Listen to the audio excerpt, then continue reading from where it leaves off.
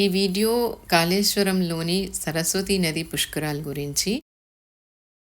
మేము 12 నదులు వరుసగా పుష్కర స్నానం చేయాలని అనుకున్నాము.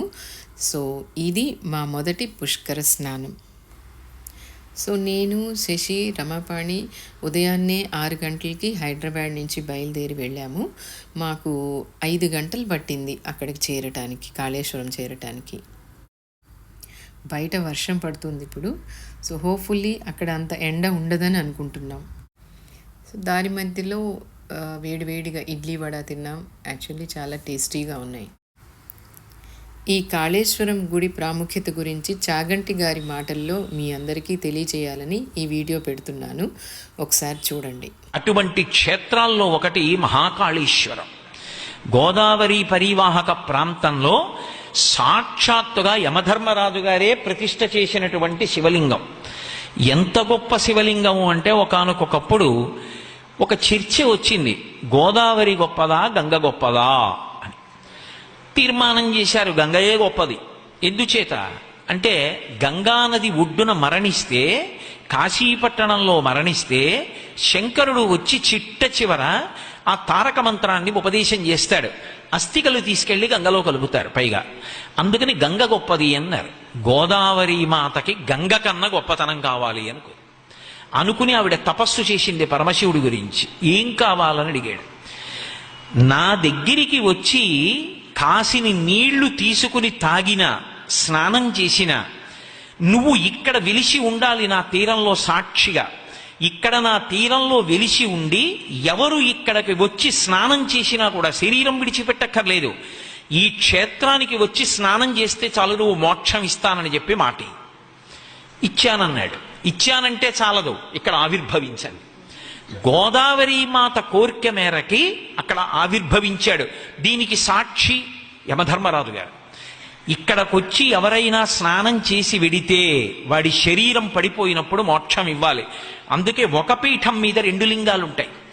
గోదావరి మాత ప్రార్థన చేసినప్పుడు వచ్చినటువంటి స్వయంభూలింగం, యమధర్మరాజు గారు ప్రతిష్ఠించిన లింగం. అందుకే కాళేశ్వరం అని పేరు. ఇప్పటికీ కాళేశ్వరంలో ఉన్నటువంటి గొప్పతనం ఏమిటంటే, మీరు శివలింగాన్ని జాగ్రత్తగా పరిశీలిస్తే ముక్కు కన్నాలు, నోటి కన్నం కనపడుతుంది. అభిషేకం చేసినప్పుడు కొంచెం ఒడుపుగా ఆ ముక్కు రంధ్రాల్లోకి నీళ్లు పడేటట్టుగా అభిషేకం చేయమంటారు. మీరు అలా ఎప్పుడైనా వెళ్ళి చూశారో లేదో నాకు తెలియదు, కానీ మీరు చాలామంది చూసుంటారని నేను అనుకుంటున్నాను. మీరు ఎన్ని వందల బిందెల నీళ్లు పట్టుకెళ్ళి అలా పొయ్యండి, ఒక చుక్క నీరు అంతరాలయంలో కింద పడదు, శివలింగంలోకి వెళ్ళిపోతుంది. వెళ్ళిన నీరు ఏమైంది? మళ్ళీ ఆ నీరంతా గోదావరిలోకి వెళ్ళిపోయి కలిసిపోతుంది. ఎలా వెడుతుంది, ఎలా కలుస్తుంది ఎవ్వరికీ తెలియదు. కోటేశ్వరరావు గారు అబద్ధం చెప్పారు అని మీరు అనుకుంటే కాళేశ్వరం వెళ్ళండి ఒకసారి. కాళేశ్వరం వెళ్ళి కాళేశ్వరం క్షేత్రంలో అర్చకులను అడగండి. అసలు నిజంగా ఆ శివాలయం చూసి తీరాలి. అదొక పరమాద్భుతం. అంతే, గోదావరి వైభవానికి సాక్షి. అద్భుతమైనటువంటి ప్రవాహం. అక్కడ త్రివేణీ సంగమం ఉంది అని చెప్తారు. సరస్వతీ నది అంతర్వాహినిగా ప్రవహిస్తోంది. అందుకే అక్కడ ధ్యాన సరస్వతీ రూపంతో అమ్మవారు వెలిసింది.